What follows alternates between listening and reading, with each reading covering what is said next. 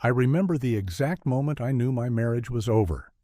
It was not when my wife Jessica told me she wanted to open our relationship. It was not even when she disappeared for 6 weeks with her boss. It was when she came back screaming on our front porch while the entire neighborhood watched. That moment, with 15 pairs of eyes witnessing her complete breakdown, was when I finally understood that some betrayals are too public to ever take back. Let me tell you how we got there. Before we dive into this story, I would love to know where you are watching from. Drop your city or country in the comments below. And if you have ever been in a situation where you had to stand up for yourself when everything felt impossible, go ahead and hit that like button and subscribe. Because what happened next turned my quiet suburban life into the talk of the entire neighborhood. Let me take you back to where it all started. I am Philip, 32 years old, and until 7 months ago, I thought I had it all figured out. I worked as a freelance software engineer from home, which gave me flexibility and decent income. My wife Jessica, 30 years old, worked as a marketing manager at a mid-sized tech company in downtown Portland. We had been married for 7 years, no kids yet, because we decided to focus on building our careers first. We lived in a 2-story house in the Selwood neighborhood, one of those places where everyone knows everyone and people actually wave when you drive by. Our street was the kind you see in movies. Mrs. Patterson, our neighbor to the left, was 73 and made the best apple pie I have ever tasted. She would bring one over every few weeks, just because. On the right lived Greg, a marathon runner who would be out jogging at 5:30 every morning like clockwork. Across the street were the Johnsons with their 3 kids and the Reyes family next to them. Jessica and I were known as the young couple who threw great backyard barbecues in the summer. People genuinely liked us. We were stable happy, or so I thought. Jessica and I had what I believed was a solid marriage. We laughed together, traveled when we could, supported each other's goals. Sure, we had our disagreements, like any couple, but nothing that ever made me question our foundation. I trusted her completely. That trust made what happened next so much more devastating. It was a Friday night in early March. We had just finished dinner, nothing fancy, just pasta and salad at our kitchen table. Jessica seemed distracted all evening, checking her phone more than usual, and when I asked if everything was okay, she gave me that smile that did not quite reach her eyes. Then she set her fork down, took a deep breath, and said the words that would change everything. "I need to tell you something about work." My stomach dropped a little, but I tried to stay calm. Maybe she was getting laid off. Maybe there was office drama. I had no idea what was actually coming. "You know Marcus, my new boss?" she started. I nodded. Marcus had transferred from the San Francisco office about 2 months prior.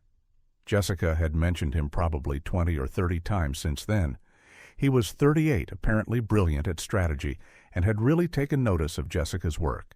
I had been proud of her for making such a good impression. "Marcus and I have developed a connection," Jessica continued, and I felt my throat tighten. "And I think we should explore opening our marriage." The room went silent except for the hum of our refrigerator. I stared at her, trying to process what she had just said.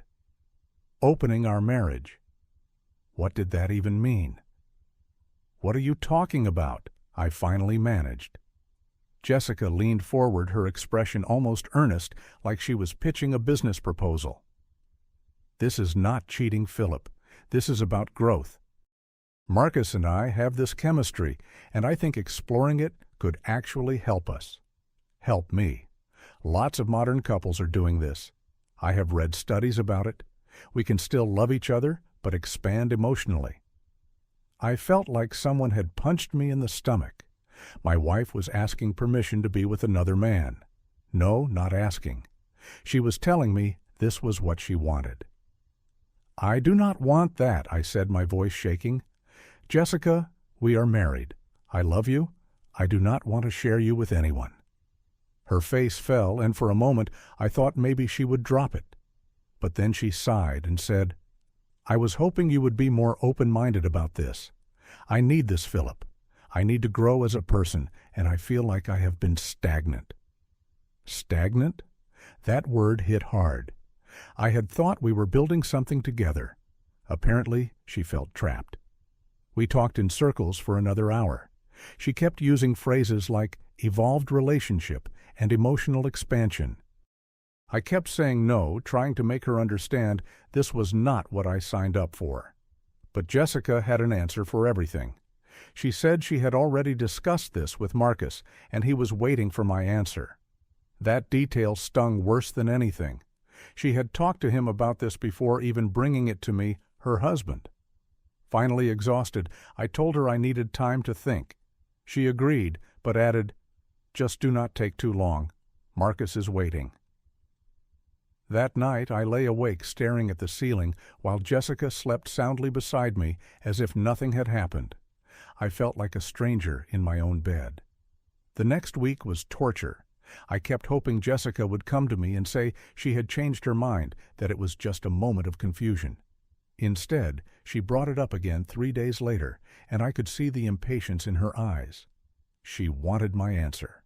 I loved my wife. The thought of losing her terrified me more than the thought of sharing her. So I made the biggest mistake of my life. I said yes. I agreed to try it with the desperate hope that maybe if I gave her this, she would realize what we had and come back to me. Jessica lit up when I told her. She hugged me tight and promised she would be transparent and respectful. She said this would not change us. I wanted so badly to believe her. The first week, Jessica went to dinner with Marcus twice.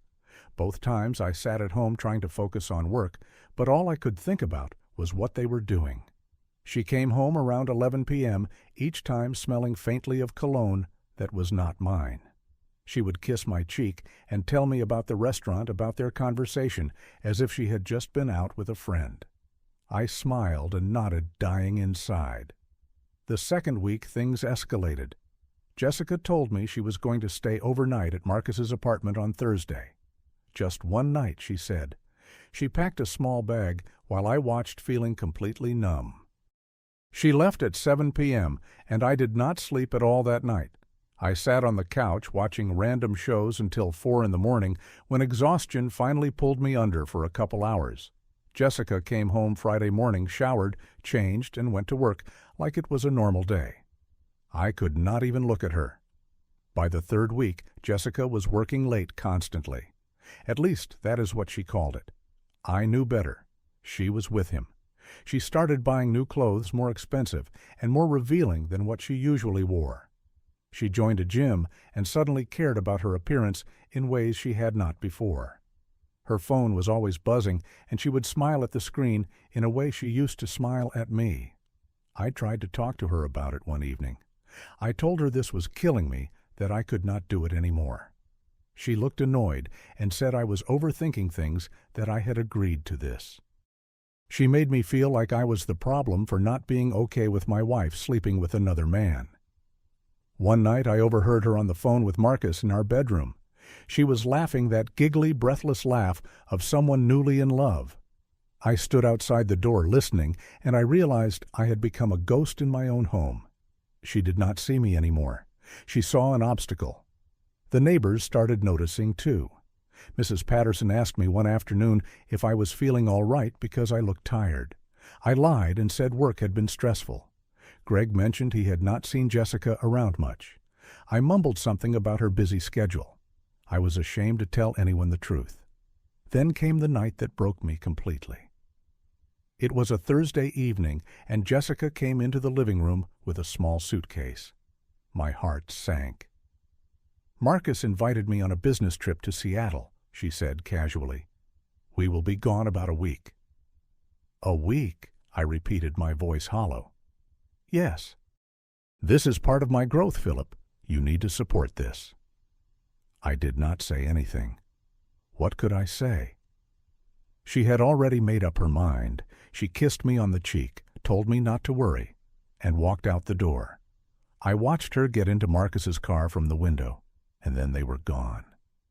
That was the last time I saw her for 6 weeks. The first week I texted her every day. "How are you? When are you coming back? Are you okay? She responded with short messages. I am fine. Need space. Stop worrying. By the second week I was calling her. She would not pick up. I left voicemails that went unanswered. I called her work, and they told me Jessica had taken an extended leave of absence. That was when real fear set in. She had not told me about any leave. I reached out to Amanda, Jessica's closest friend. Amanda sounded genuinely surprised. She had not heard from Jessica in weeks either. She promised to let me know if Jessica contacted her. 3 weeks turned into 4. 4 turned into 5. I barely left the house except to get groceries. I could not focus on work. I could not eat properly. Mrs. Patterson brought over food a few times, clearly worried about me. I thanked her, but did not explain. At the start of the 6th week, something inside me shifted. I was done waiting.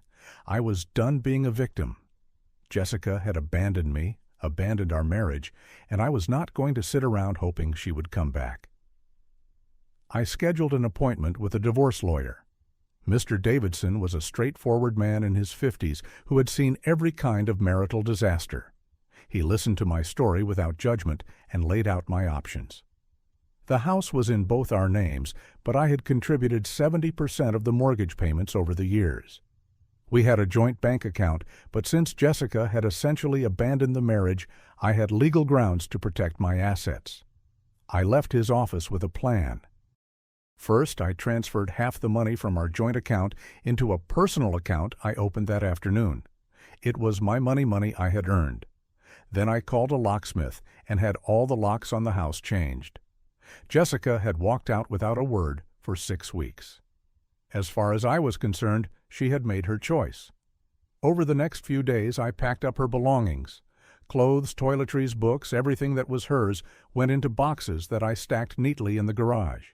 It felt like dismantling a life, which I guess it was. But with each box I sealed, I felt a little bit lighter. I also started telling the neighbors the truth. Not all the gory details, but enough. I told Mrs. Patterson that Jessica and I were having serious problems and would likely be divorcing. I told Greg the same thing. Word spread quickly in a neighborhood like ours, but people were kind, supportive even. Mrs. Patterson squeezed my hand and said she was proud of me for standing up for myself. By the end of the 6th week, I felt like a different person. I was not the broken man waiting by the phone anymore. I was someone who had decided his own worth was more important than holding on to someone who did not want to be held. And then, on a Saturday afternoon, Jessica came back. It was around 3 p.m., and I was sitting on the front porch with a cup of coffee and a book. The weather was nice, and I was enjoying the quiet. Then I heard a car pull up and looked up to see an Uber stopping in front of my house. The back door opened, and Jessica stepped out. She looked terrible. Her hair was messy, barely brushed. She wore wrinkled jeans and an oversized sweatshirt. Her face was puffy eyes, swollen like she had been crying for days. She dragged a suitcase behind her as she walked up the front path. I set my coffee down and watched her approach. My heart was pounding, but I stayed seated. Jessica climbed the porch steps and tried the door handle. It did not turn.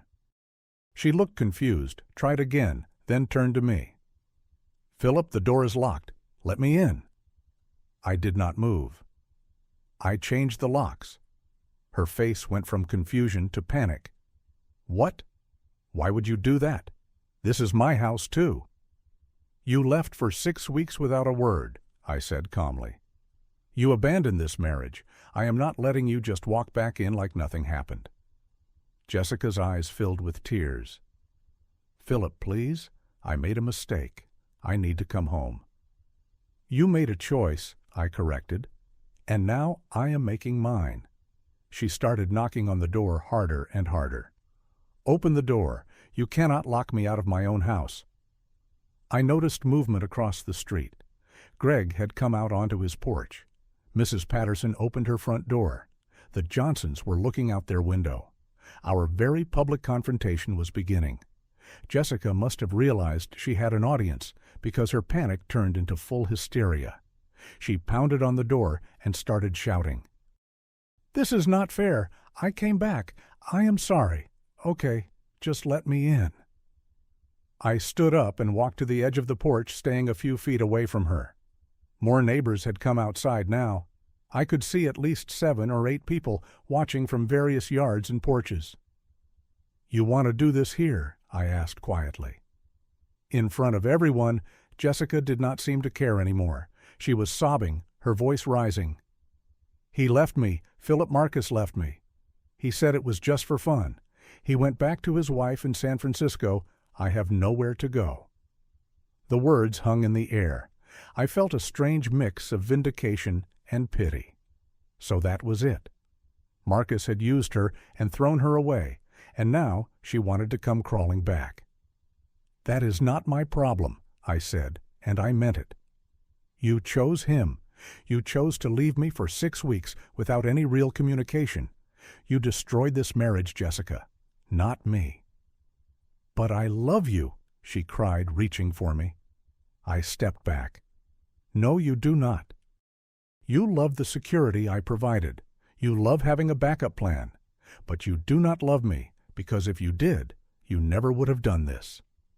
Mrs. Patterson was now standing at the edge of her yard, arms crossed, watching.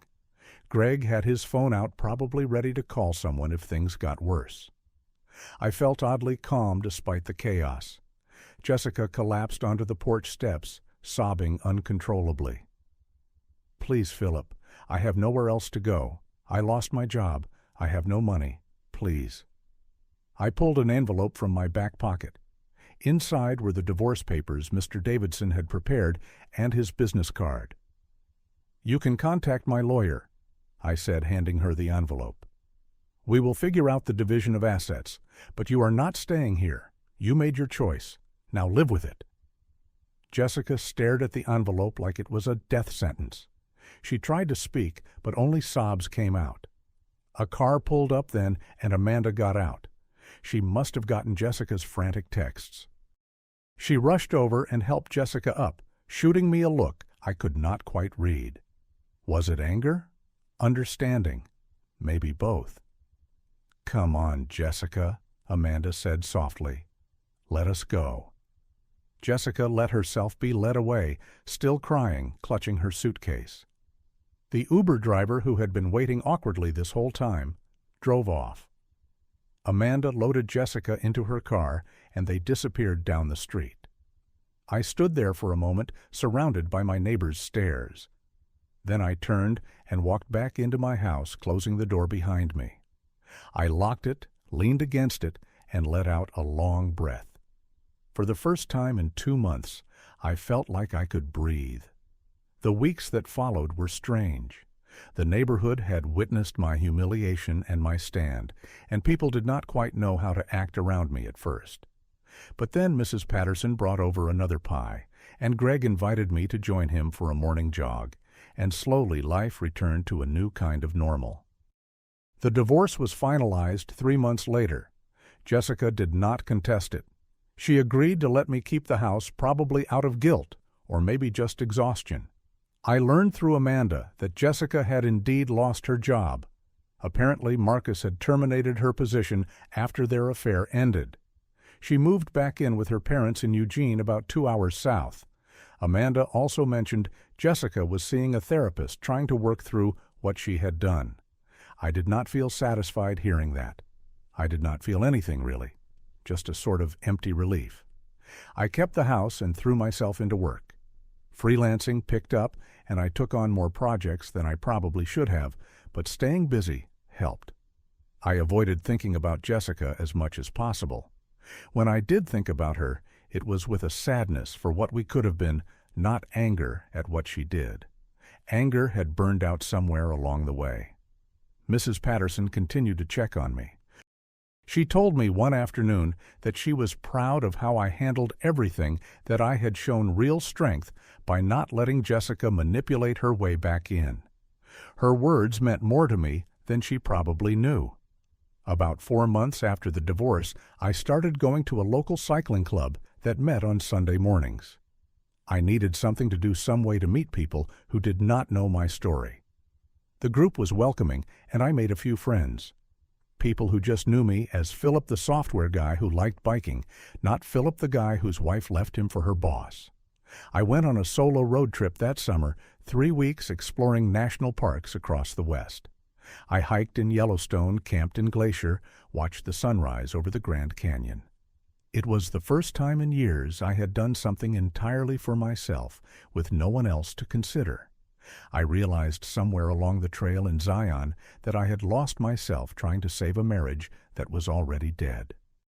I had sacrificed my self-respect, my boundaries, my peace, all in the hope that Jessica would choose me. But you cannot make someone choose you. They either do or they do not. When I got back to Portland, I felt different, lighter. I started dating again casually at first. Nothing serious, just coffee dates and dinners, reminding myself what it felt like to connect with someone new. Then I met Sarah. Sarah was 34, an elementary school teacher with a laugh that made you want to laugh too. We met at a bookstore, both reaching for the same novel. We joked about it, ended up talking for an hour, and exchanged numbers. Our first date was simple, just a walk along the waterfront and pizza after. But it felt easy in a way nothing with Jessica ever had, especially toward the end. Sarah and I took things slow. I was honest with her about my divorce, and she was understanding. She had been through her own heartbreak a few years prior and knew what it was like to rebuild trust. We did not rush into anything. We just enjoyed each other's company, building something real on a foundation of honesty. It has been 7 months now since that day on the porch. I do not think about Jessica much anymore. When I do, it is not with bitterness. I have learned that holding on to anger only hurts the person carrying it. Jessica made her choices, and they cost her everything. I do not need to punish her further. Life already did that. What I learned through all of this is that love should never require you to betray yourself. Real love does not ask you to compromise your dignity or accept things that destroy your peace. I learned that sometimes the kindest thing you can do for yourself is to walk away from someone who does not value you.